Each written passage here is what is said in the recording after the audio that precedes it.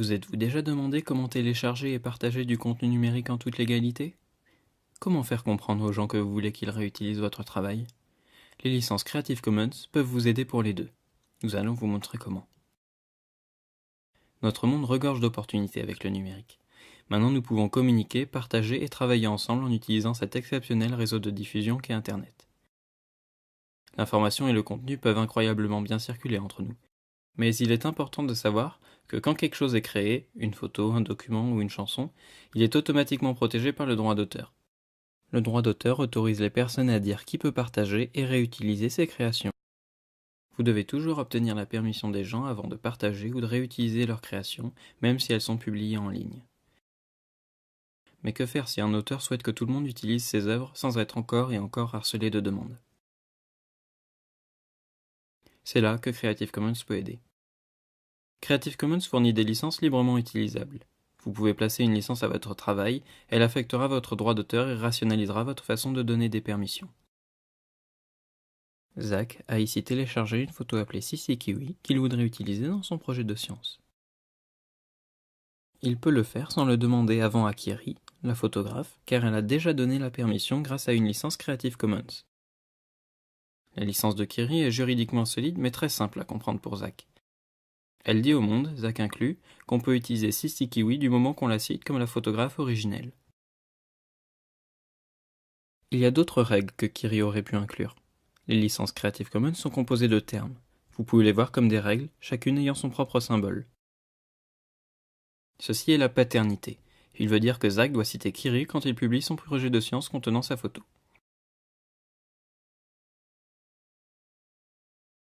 Ceci est non commercial. Il signifie que personne d'autre que Kiri est autorisé à faire de l'argent avec CC-Kiwi. Tim veut imprimer la photo sur des t-shirts et les distribuer à ses amis. Il peut le faire, mais il ne doit pas les vendre. Ceci est pas de modification, et il signifie que Kiri ne donne pas la permission de modifier sa photo.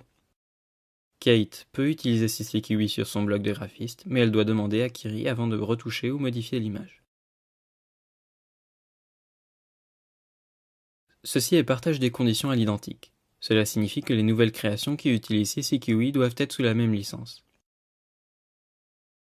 Jack a incorporé son propre remix de CC-Kiwi dans son installation vidéo, mais il doit la partager sous les mêmes termes que ceux de Kiri. Chaque licence Creative Commons donne la permission de partager et inclut la règle de paternité. Donc les personnes qui trouvent votre travail sous Creative Commons sont automatiquement autorisées à le partager, mais ils doivent vous attribuer l'œuvre s'ils le font. Les 3 autres termes des licences sont facultatifs, et vous pouvez choisir de les inclure si besoin.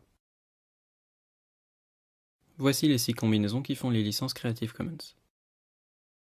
Leur différence porte sur le nombre de règles appliquées quand on utilise votre œuvre. La licence paternité est la plus libre, et la licence paternité non commerciale pas de modification est celle qui apporte le moins de liberté.